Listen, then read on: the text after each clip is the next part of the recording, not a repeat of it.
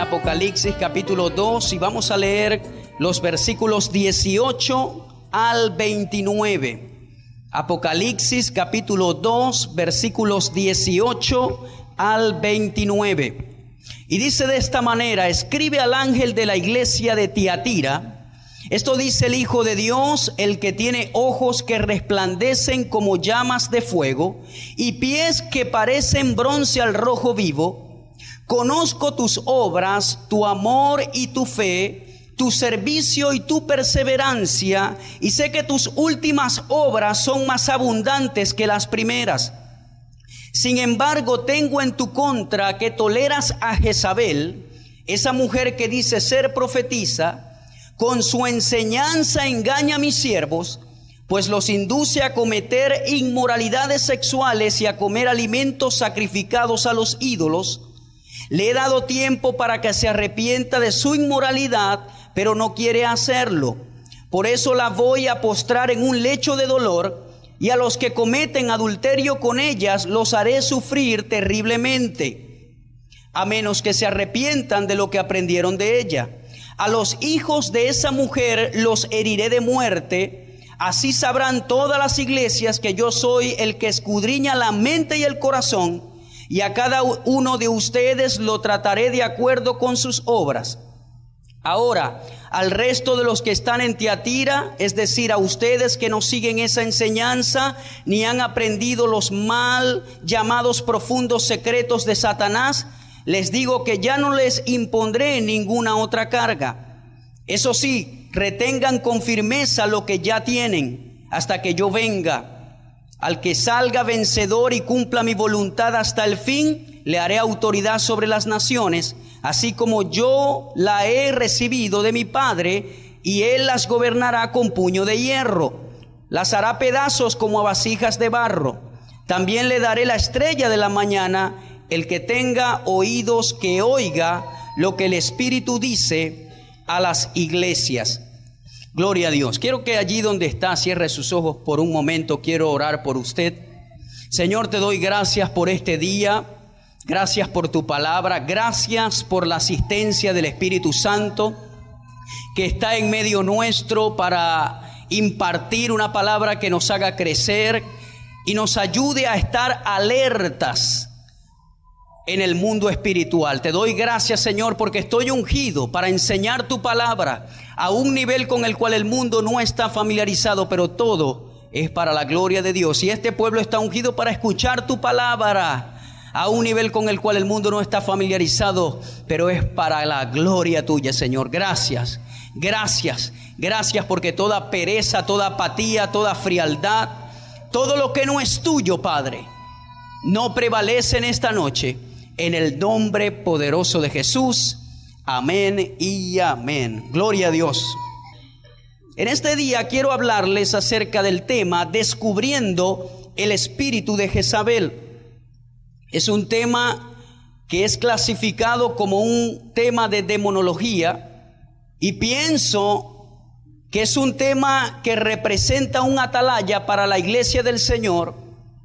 Cuando un ejército en una nación se descuida en sus fronteras, sea en términos aéreos, terrestres o marítimos, entonces el enemigo puede penetrar fácilmente. Por eso digo que este tema es considerado como una atalaya para el cuerpo de Jesucristo. Cada pastor debe enseñarlo en su iglesia, ya que este espíritu viene para destruir. Representa un virus que penetra sublimemente, pero una vez que ha entrado, es como el cáncer, comienza a matar lo vital de ese cuerpo, de esa organización y también de esa nación. Los puntos que vamos a tratar por los próximos minutos, estaremos hablando de quién es Jezabel, qué es el espíritu de Jezabel, objetivos y operaciones de este espíritu, quiénes son vulnerables a este espíritu, cómo reconocer el espíritu jezabelístico, qué debemos hacer para desenmascararlo. Ahora, antes de decir el próximo punto, personalmente enseño este tema ya que, como lo dije anteriormente, bendice al cuerpo de Jesucristo. Hablando en términos locales, bendice a nuestra iglesia local. Hace tiempo lo dije en una enseñanza y lo digo nuevamente: yo amo la iglesia del Señor y también amo esta iglesia local. Eso significa que me importa y quiero que ustedes como líderes y que como congregación siempre estén saludables y apercibidos de lo espiritual, para que crezcan y sean efectivos en el propósito en el cual Dios los ha llamado. Cuando enseño este tema tengo algunas expectativas, y algunas de estas son que espero que al estudiar este tema no cometa el error de dar por supuesto que las mujeres son las únicas que caen bajo la influencia de este espíritu demoníaco. Aunque es cierto que los únicos ejemplos claros que aparecen en la Biblia son de mujeres. Creo que hombres como Absalón, Coré y Balaán también obraron bajo su influencia. En el caso de los pastores, al estudiar este tema no deben caer en el error de apedrear inocentes o a cualquier persona que no esté de acuerdo con la visión que le ha dado a ese determinado pastor o líder. También no deben creer erróneamente y pensar que aquellos que tienen un don profético incipiente y que simplemente aún son inmaduros en cuanto a las normas del protocolo de la iglesia, están bajo el control de un espíritu de Jezabel. En otras palabras, no necesariamente cuando alguien no obedece inmediatamente el protocolo, las normas o las regulaciones de una congregación u organización, quiere decir que ya está dominado por este espíritu de Jezabel, ya que cuando estudiemos más adelante la operación del espíritu de Jezabel, se va a dar cuenta que no es un espíritu que obra superficialmente, es un espíritu que se puede apoderar de naciones enteras, de espacios geográficos enteros, de organizaciones enteras, pero eso lo vamos a hablar más adelante.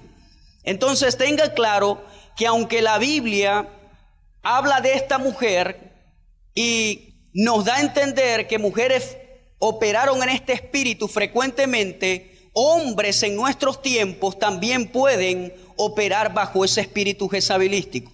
Ahora, podemos dividir esta enseñanza en dos segmentos. Uno, el espíritu de Jezabel usando personas para destruir al líder que Dios ha colocado y así obstaculizar el avance de esa visión en particular. El espíritu de Jezabel viene para obstaculizar y destruir a los líderes. Ese es uno de los cometidos que tiene este espíritu. Pero número dos, el espíritu de Jezabel también usa a líderes, en este caso no a la feligresía o a miembros, sino que usa por otro lado a líderes para manipular y controlar la vida de sus feligreses, para llevar a cabo no la visión de Dios, sino sus propios intereses.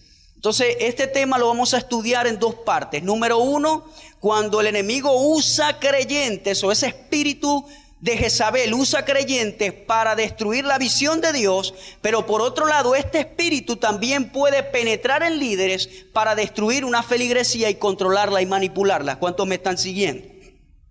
Según las Escrituras, Jezabel tiene dos cometidos principales. Número uno, destruir a los líderes, obstaculizando la voz profética y castrando la visión ministerial. Cuando hablemos de los objetivos y las operaciones, vamos a entrar en esta primera clasificación, que destruye a los líderes y obstaculiza la voz profética y castra la visión ministerial. Y el segundo cometido es llevar a cabo sus planes a través del control y la manipulación. Estos planes pueden ser benignos, pero los mecanismos utilizados son controladores. Quiero que escuche esto nuevamente. Hay mecanismos que son controladores, sin embargo, lo que se está realizando puede ser un plan benigno. ¿Qué ejemplo le puedo colocar? Digamos que se está haciendo algo, alguna construcción en alguna congregación específica. Pero entonces la persona usa el mecanismo egipcio de explotación para llevar a cabo eso que se quiere realizar. Aunque el plan es benigno, el mecanismo es equivocado. Cuando la persona es explotada solamente para llevar a cabo un plan que supuestamente es benigno, aunque el plan es benigno, a Dios le desagrada porque el mecanismo que se utiliza maltrata a la gente. ¿Sí me sigue?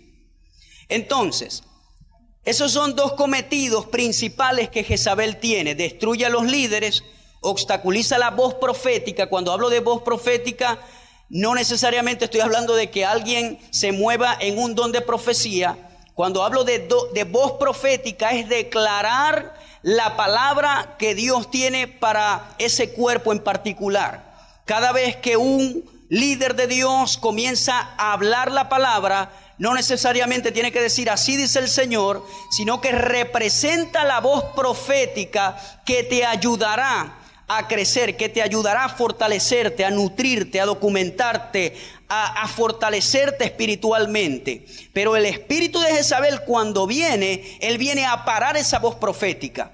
Ella viene a traer sequedad, viene a traer destrucción.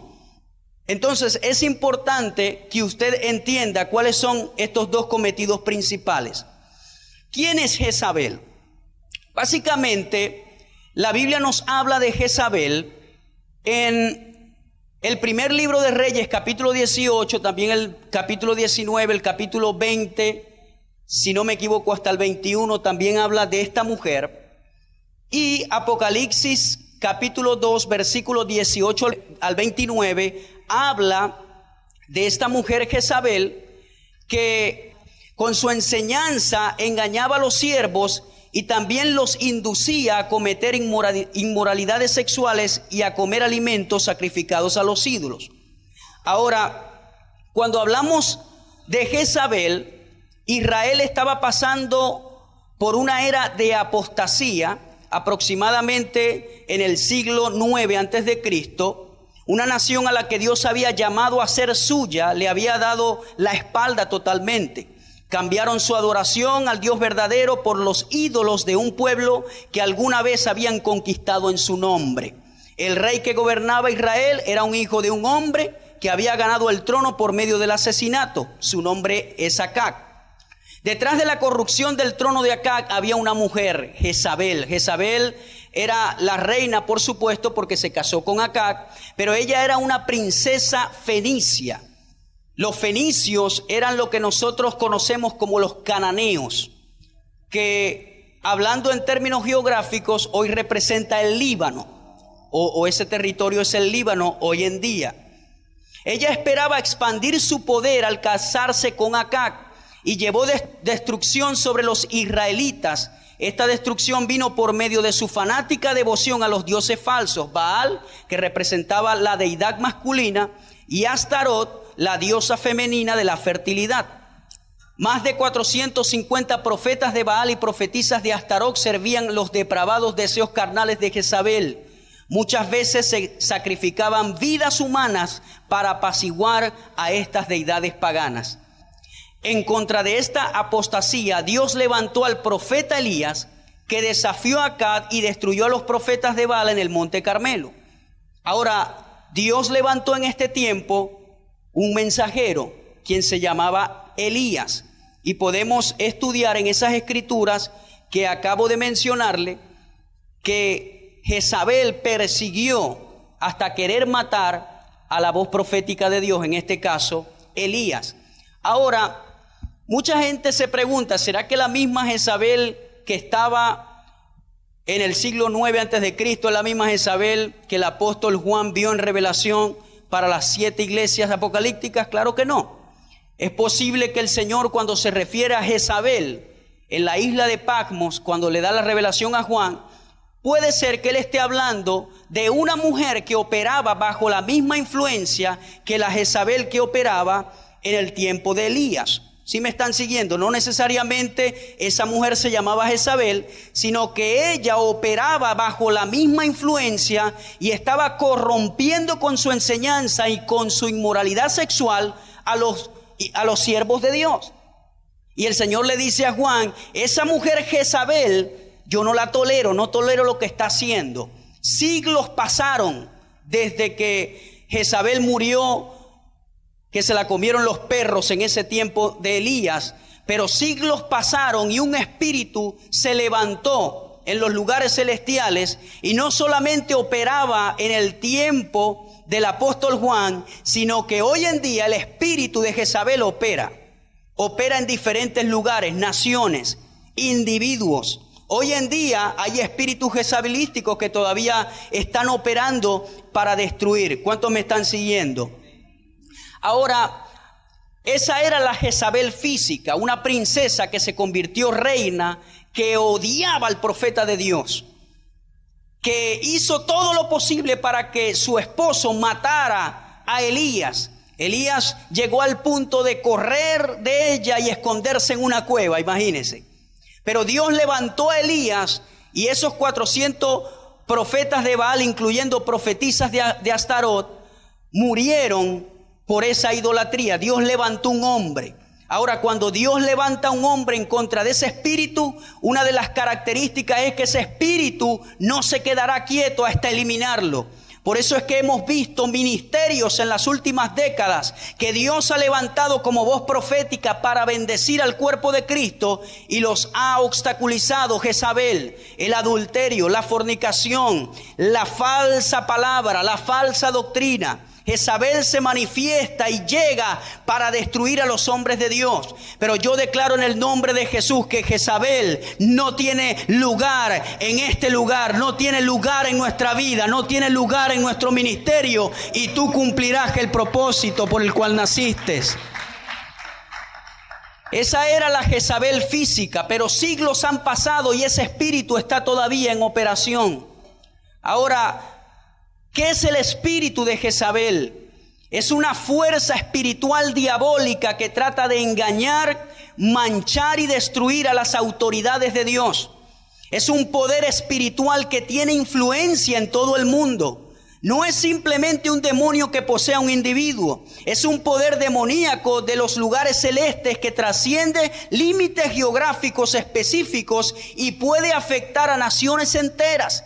Este poder demoníaco incluye espíritus de religión, manipulación, control, lujuria, perversión y ocultismo. ¿Cuántos saben que hay países que están llenos de ocultismo? Ahora, cuando hay ocultismo, hay pobreza, hay miseria y también puede existir control y manipulación de parte de sus gobernantes.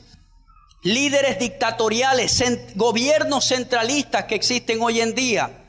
No solamente estamos hablando de un espíritu que tomó una persona, sino que puede tomar a una nación entera. Este espíritu puede tomar organizaciones, ministerios y también puede destruir iglesias locales. Puede traspasar fronteras.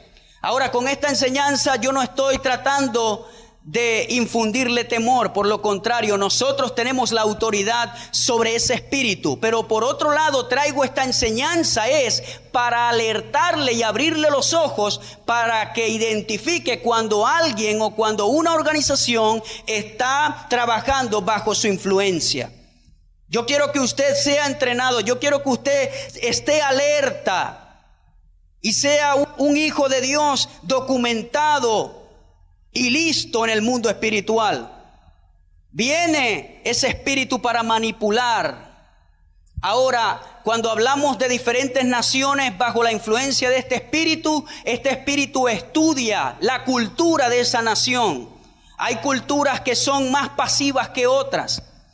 Hay países que son más perfeccionistas y más no se dejan controlar fácilmente por los demás. Y cuando hay culturas de esa manera, ese espíritu de Jezabel es difícil que penetre.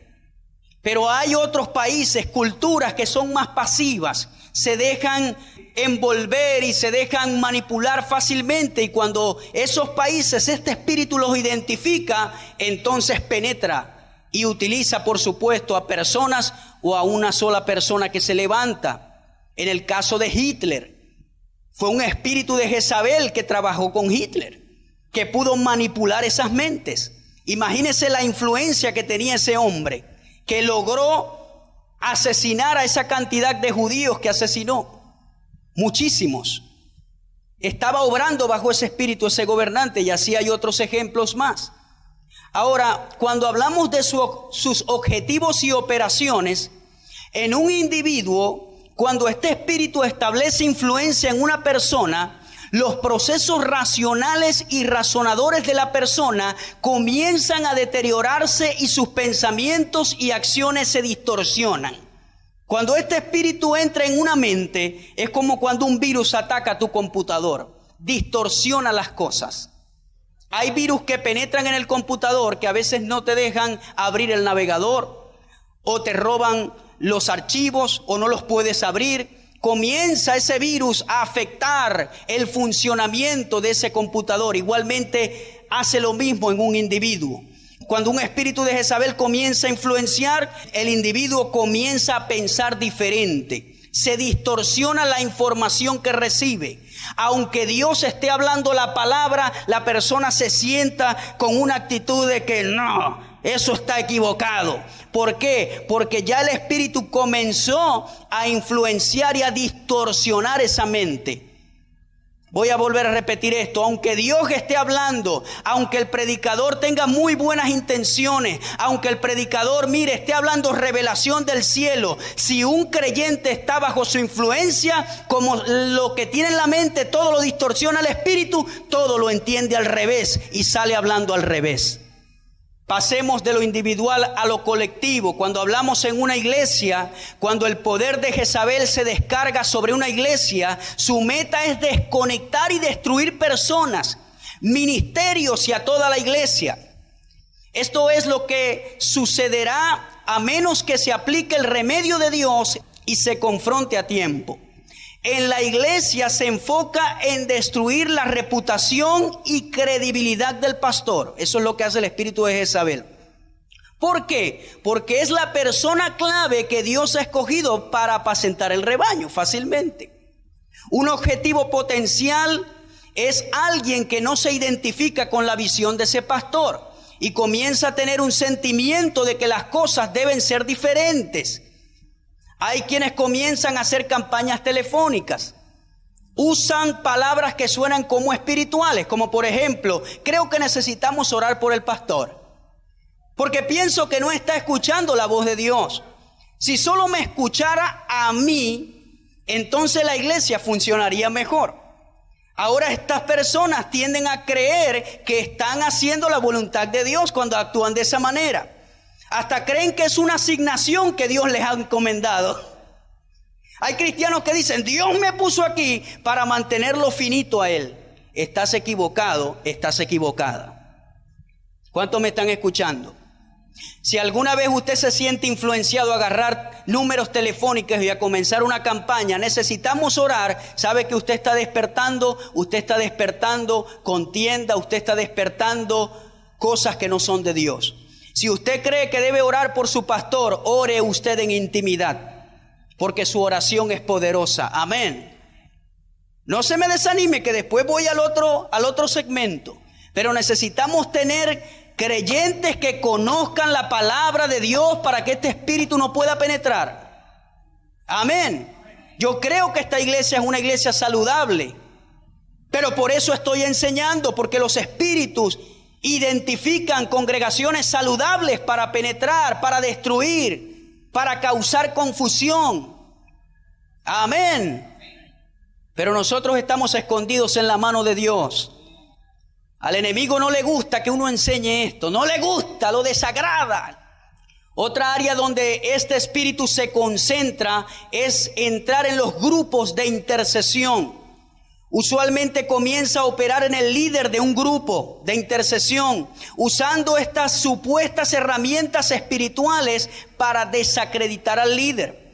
En este caso al pastor. De repente esta persona hace que sus seguidores vean al líder menos espiritual, quedando él o ella en una posición más alta. Nosotros acá tenemos grupos de intercesión y yo quiero que esos grupos sean saludables y que cuando estén orando sean efectivos. Tuvimos el privilegio de hablar con una mujer de aproximadamente, si no me equivoco, 80 años de edad. Su nombre es Peggy, una mujer de Dios, intercesora de mucho tiempo, de muchos años. Y recuerdo que un día en la noche se sentó ella con mi esposa y conmigo y comenzó a enseñarnos de principios de intercesión. Y una de las cosas que le dijo a mi esposa, la miró en la cara y le dijo, una de las cosas que yo no permito en mi grupo de intercesión es alguien que esté hablando mal de su pastor. Cuando yo identifico eso, le digo, no debes volver a mi grupo. Eso se lo dijo a mi esposa.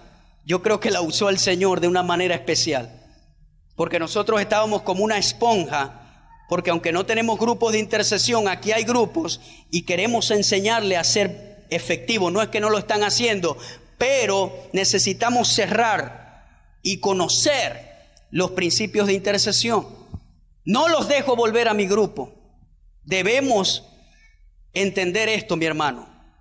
Los grupos de intercesión en una iglesia, ¿sabe qué representan? Un atalaya dentro de esa iglesia. Pero si usted está en contra y hablando mal, ¿qué atalaya? No, eso no es un atalaya.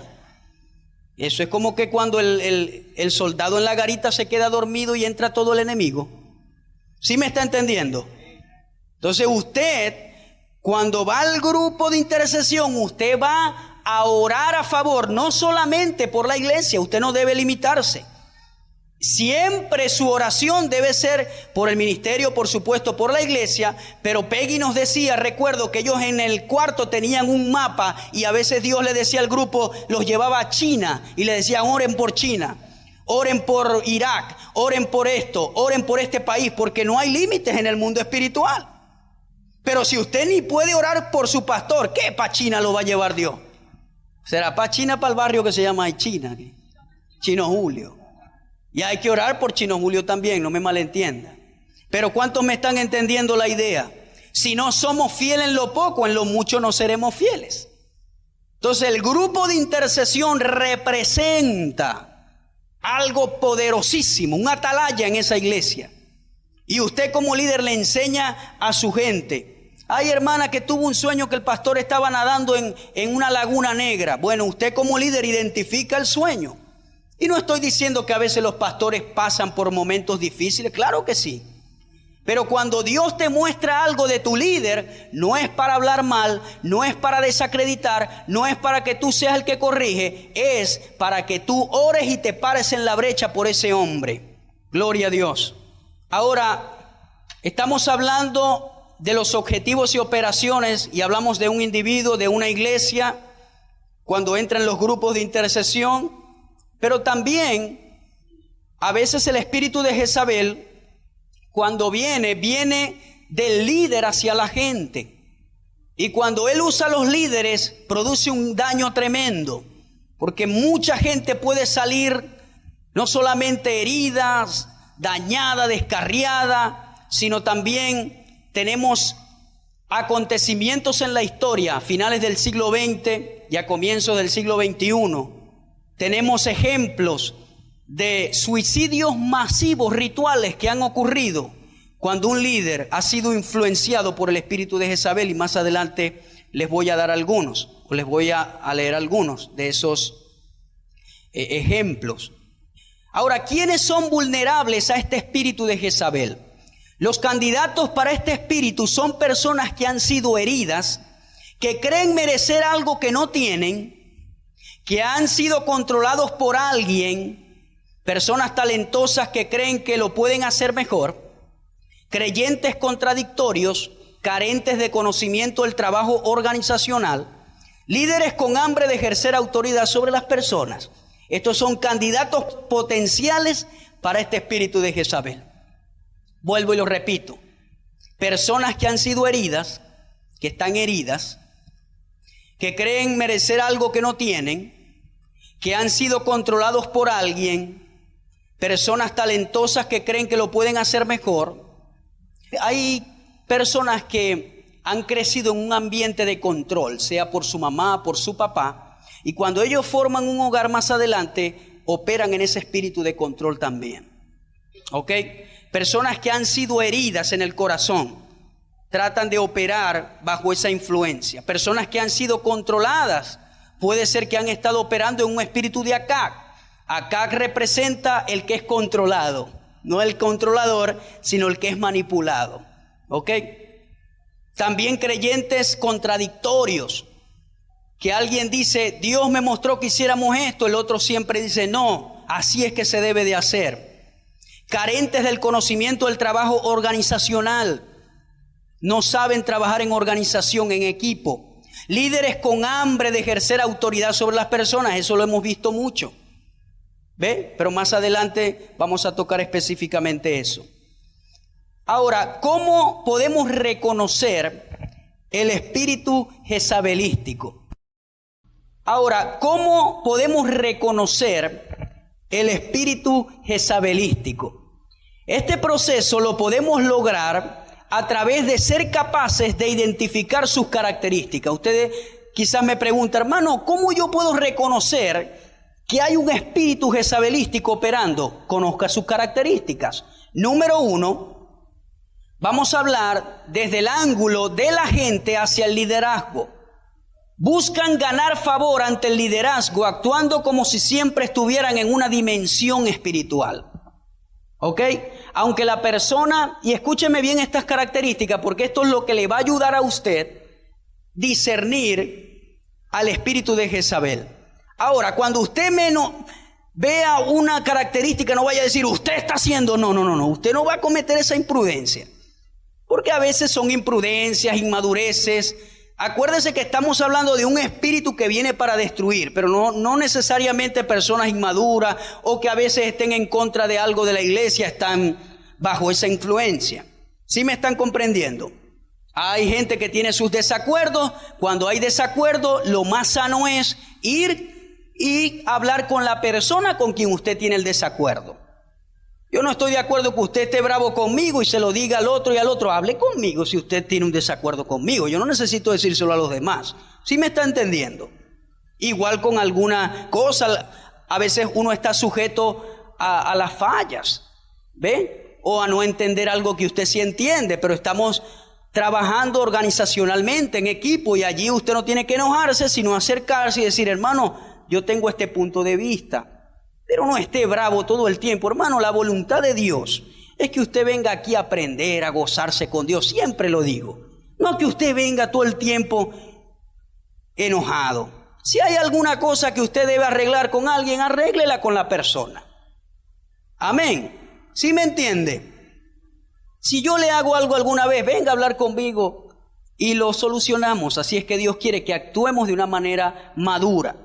Pero las personas que buscan ganar favor ante el liderazgo, actuando como si siempre estuvieran en una dimensión espiritual, esta es una de las características. ¿Ve? Son cristianos que es como que siempre andan en el espíritu flotando. ¿Sí me entiende lo que quiero decir? O sea, ellos son la crema, ellos son los súper espirituales. Si usted medio dice algo, ahí están para darle un palazo en la cabeza. ¿Ha conocido alguna vez a un cristiano así? Entonces ellos siempre andan en una dimensión espiritual, siempre. Y usted tiene que estar con ellos como que, ay, que no me equivoque, porque este hermano es incómodo estar alrededor de él o de ella. Ahora, yo no tengo ese problema, yo soy yo alrededor de quien sea y ya. Si usted cree que siempre está en lo espiritual, aleluya, gloria a Dios. Pero bueno, característica número 2, seduce para manipular.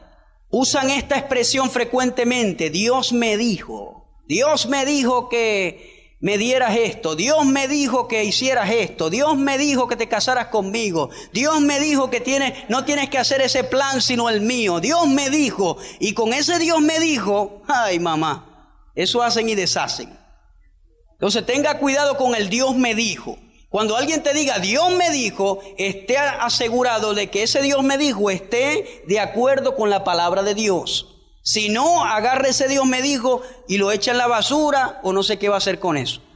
Característica número 3, les gusta profetizar a solas. Normalmente porque esas profecías casi siempre van en contra del líder que tienen. Les gusta mucho dar una profecía pero a solas, tipo hechicería. Ven, yo te voy a consultar tu futuro, pero a solas. Pero no lo dicen en público porque saben que los pueden descubrir. Entonces tenga cuidado con esas profecías a solas. Ahora, yo no estoy tratando de que usted se atemorice de que dé una palabra a otro, no. Usted debe estar maduro de conocer la palabra de Dios y cuando Dios le dice que diga algo, usted lo debe decir. Pero estoy hablando ya del misterio. Cuando la persona está bajo esta influencia, siempre anda con un misterio raro. Y siempre anda mirando a la gente, a su líder como medio raro. Tenga cuidado de dar profecías en contra de ese ministerio donde está. Amén. Porque esa profecía no es para edificar, exhortar y hacer crecer, sino para distorsionar, para traer daño. ¿Sí me está entendiendo, mi hermano? Ok. Tiene un mal concepto de autoridad. Usa su autoridad para maltratar y son difíciles de obedecer. En la vida familiar tienden a ser desorganizados. Si es una mujer, ella manda y humilla a su esposo. Tienden a vivir una vida familiar desorganizada. La mujer es la que manda ahí. Allí ya hay una desorganización. Cada quien en su sitio. Usted, mujer, cuando esté con la gente en público y también en privado, pero no humille a su esposo. Yo te dije que no hicieras esto. Yo soy la que mando aquí. Imagínese eso. Hay hombres que su mujer los respetan y con todo dicen, no, yo sé que ella es la que manda, pero ella me respeta. Pero la mujer debe tener su posición. Este no es el mensaje de esta noche. Debe ir a Colosenses, saber cuál es su posición. Y el hombre tiene su posición. La mujer no debe sentirse inferior porque debe sujetarse a su marido. Al contrario, es la posición que Dios estableció, porque cuando los dos funcionan en equipo trae bendición.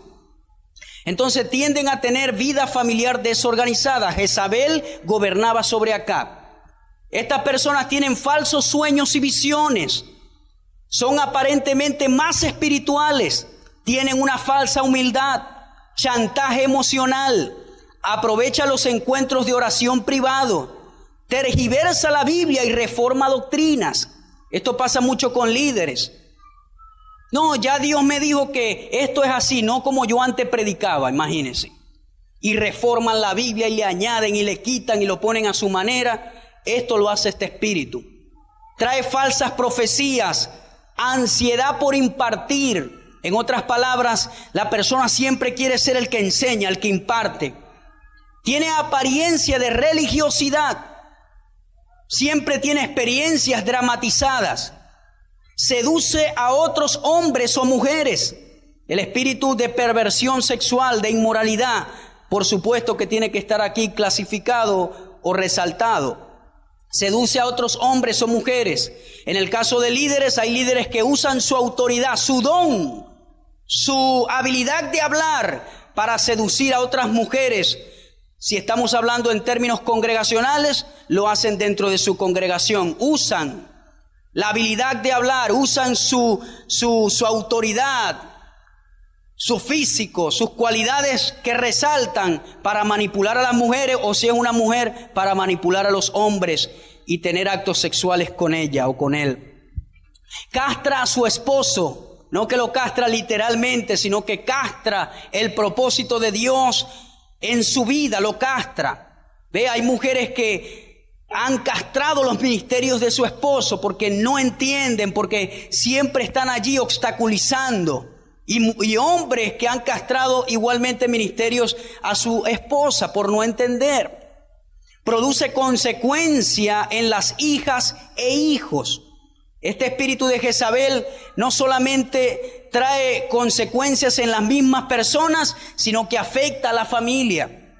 Lo dije anteriormente. Un hijo, una hija que haya sido controlado por sus padres, dos cosas. O él o ella va a controlar más adelante cuando se case, o será controlado y vivirá una vida miserable. Hay madres que controlan a sus hijos todo. El hijo tiene... Mire, ya está viejo ya y todavía lo quieren controlar. Pídeme permiso, pídeme esto. No, eso es control, manipulación. Y eso lo va a afectar a él más adelante. Ahora, hablamos de cómo reconocer el espíritu jezabelístico, las características de la gente hacia el liderazgo. Ahora vamos a hablar del líder hacia la gente. Exige obediencia incondicional. Siempre demuestra tener un liderazgo mesiánico, constantemente le dice a su feligresía que él está ungido y no puede ser cuestionado. ¿Cuántos me están captando? Exige obediencia incondicional. ¿Sabe qué es eso, obediencia incondicional? Que esa obediencia no está sujeta a condiciones algunas. Tú me obedeces porque yo soy el líder, yo soy el que manda, yo soy el pastor, yo soy el ungido, y ni se te ocurra cuestionarme porque yo estoy ungido. Y hay gente profesional, no profesional, porque eso no importa. Hay gente que es dominada por ese espíritu. Y su líder le dice, tírese de aquí, y se tiran de ahí. Y bájese así, y se bajan de ahí.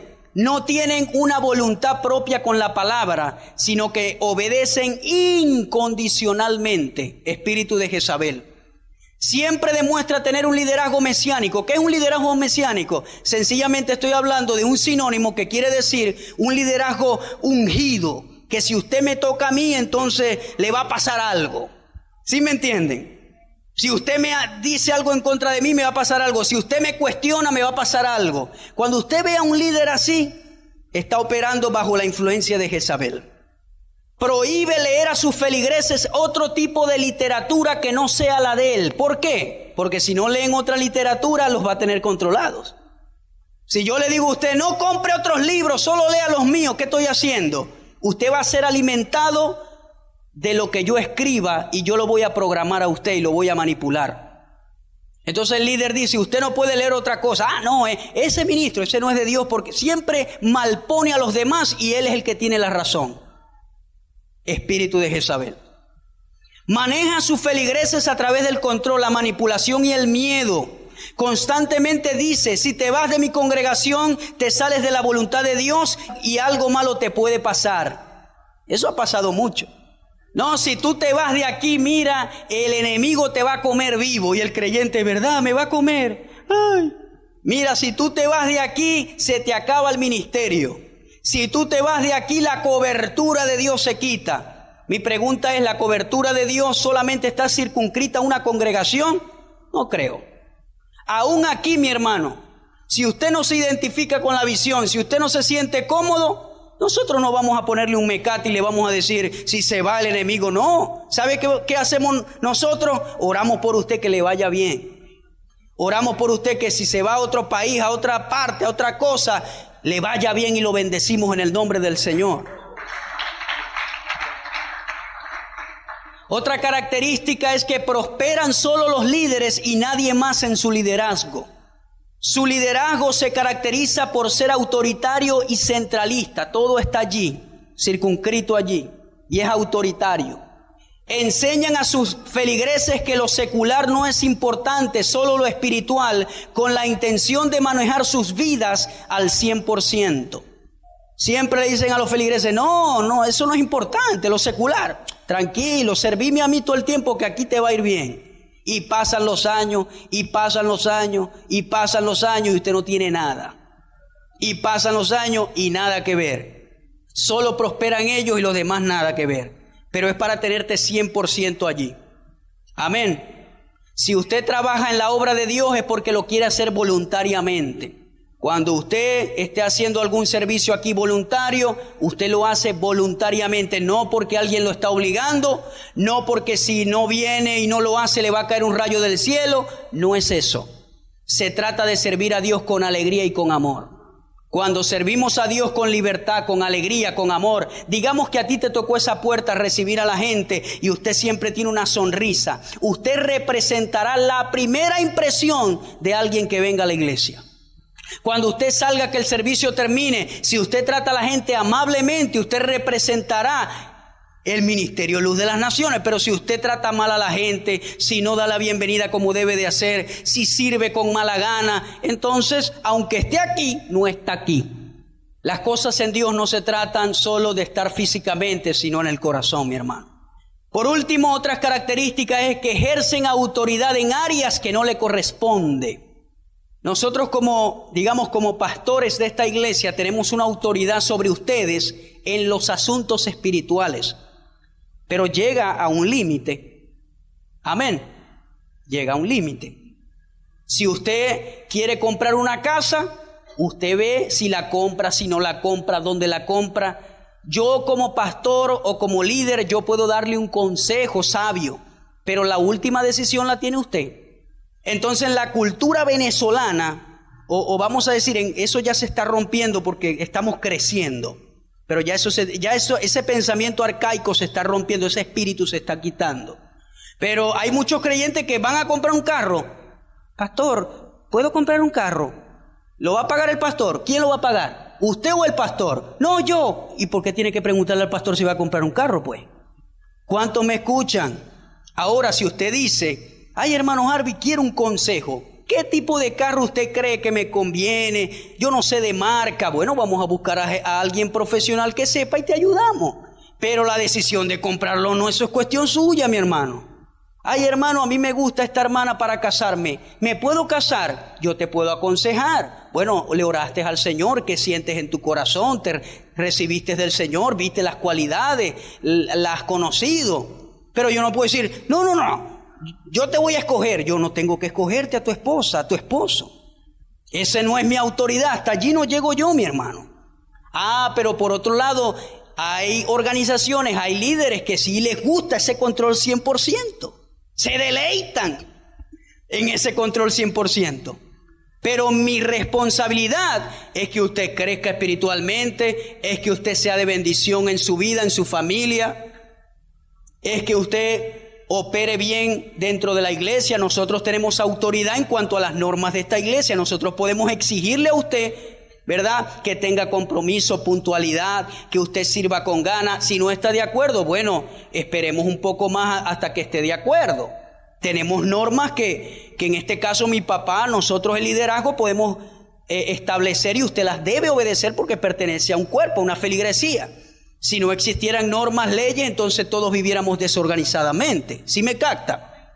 ¿Ve? Pero hablando ya de su vida personal, ya usted tiene un esposo en caso que sea mujer. Si su esposo le dice, yo quiero que vayas a la iglesia el jueves, pero por favor que llegues a las 10 de la noche porque ya es tarde. Usted no, que la unción de Dios, usted tiene que ir a las 10 porque su esposo se lo dijo. Y esa es otra enseñanza, pero mi deber es edificarlo a usted.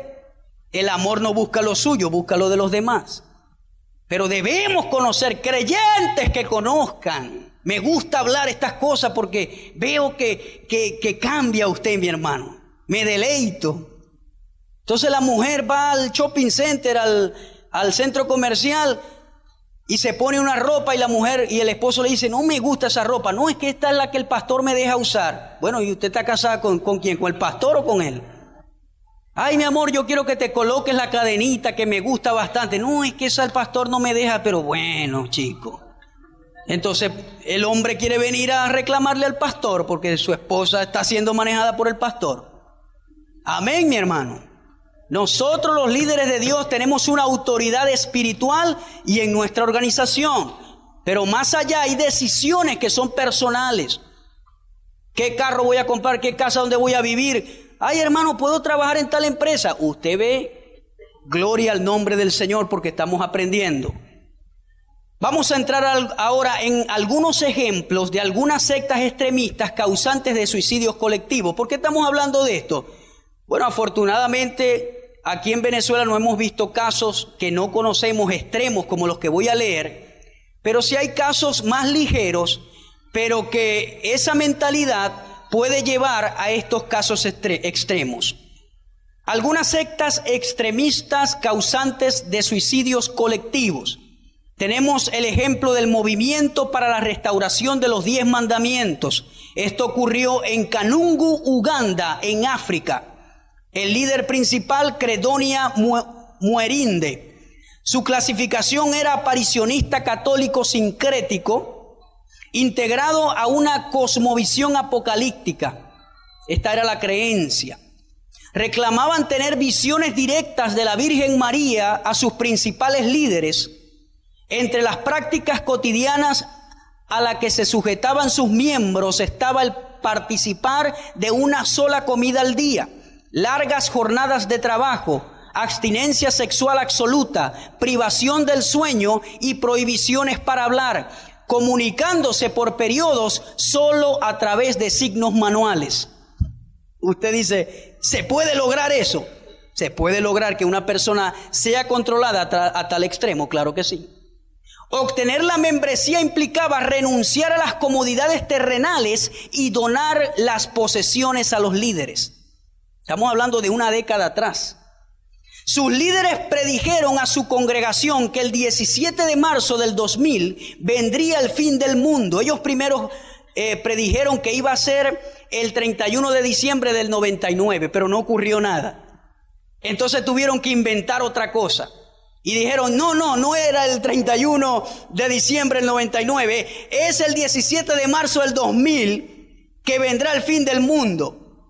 Y que la misma Virgen María descendería al encuentro de los fieles para llevarlos al templo celestial.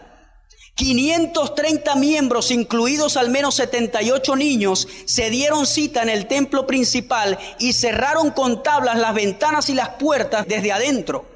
Después de algunas horas de cantar himnos, los vecinos escucharon un fuerte ruido y se percataron que salían llamas del templo. Todos murieron en el interior en pocos minutos. Cuando las autoridades fueron, habían cuerpos pegados en las ventanas y en las puertas tratando de escapar. Imagínese ese nivel de control, que la gente se autoinmoló con gasolina, se quemaron. Una organización, un líder tuvo el control de tal manera que los hizo que se autoinmolaran. ¿Puede pasar eso? Sí puede pasar. El espíritu de Jezabel lo puede lograr.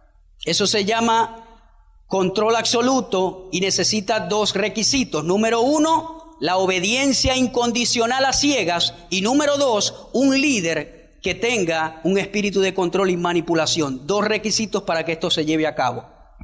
Tenemos otro ejemplo, el Templo del Pueblo. Esto ocurrió en Jonestown, Guyana. Líder principal era Jim Jones. Creencias, sincretismo. El sincretismo es un intento de conciliar doctrinas distintas. Había un sincretismo entre carismático pentecostal y doctrinas marxistas. Después evolucionó hacia el politeísmo. Es de clasificación pseudocristiano sincrético. Este líder demandaba obediencia ciega e incuestionable a sus órdenes, terminando esto en un suicidio-homicidio colectivo. Casi 1000 personas, incluidos niños, obedecieron a la orden del reverendo Jim Jones de beber cianuro de potasio disuelto en refresco.